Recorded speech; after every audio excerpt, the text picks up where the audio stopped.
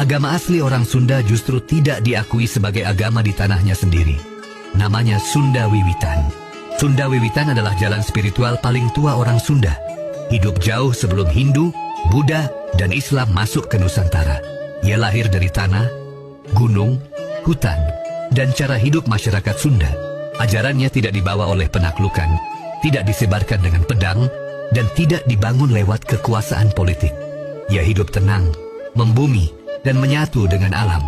Dalam Sunda Wiwitan, Tuhan dikenal sebagai Sang Hyang Kersa atau Nu Maha Kawasa, kehendak agung yang menghidupi semesta. Tuhan tidak dipersonifikasikan, tidak digambarkan, dan tidak diperdebatkan. Ia dihayati lewat laku hidup, menjaga keseimbangan, menghormati leluhur, dan hidup selaras dengan alam. Namun sejarah tidak ditentukan oleh kedalaman ajaran, melainkan oleh siapa yang menang secara politik. Kerajaan Sunda, termasuk Pajajaran, pada akhirnya kalah dan runtuh. Setelah itu kekuasaan di Nusantara didominasi oleh kerajaan-kerajaan Islam.